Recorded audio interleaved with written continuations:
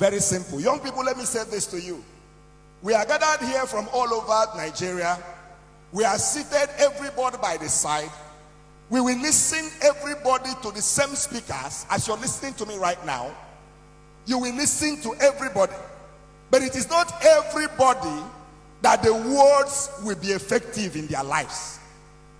It is going to be effective for the person who listens and decides that the prophecies on his head will not go in vain. This is University of Nigeria, Nsukka. Several years ago, I came to this school as a student. Before I came to this school as a student, I was physically challenged at the age of 3. And between the ages of 3 and 10, I was a beggar in my village. Everybody knew me. I was crawling on the floor for 7 good years. I will hang something on my neck. I will go to the marketplace to beg. That was what I was doing for 7 years. And for these 7 years, all my age mates were already in school. I was despised. I was nobody. Until one day, I decided to go to school. And when I got to school, the headmaster made a mockery of me and said to my father, "Why did you bring this one here? What did he come here to do?" He said to my father, "He can't be a student. So take him back home. He can't be a student."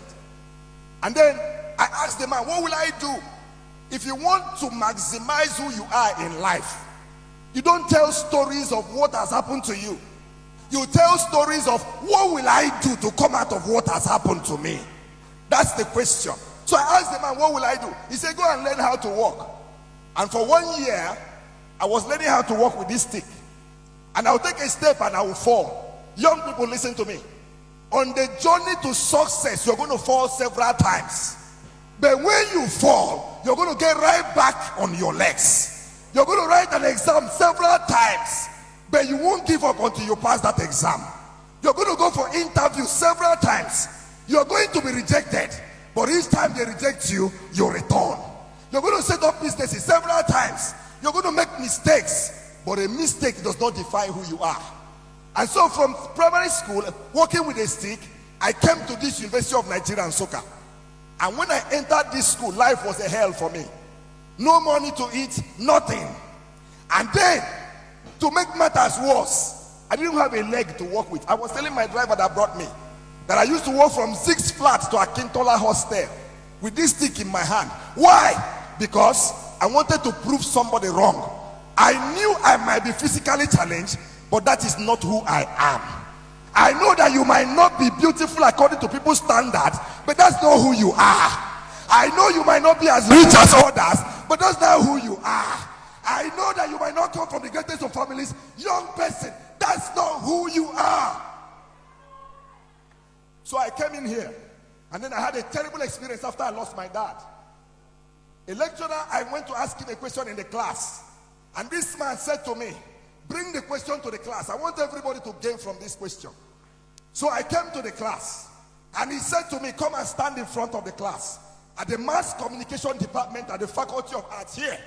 So I stood in front of the class, and this man looked at me and said, "You asked me a question." I said, "He said, let me ask you questions too." He said to me, "When you were entering the university, where did you pass?"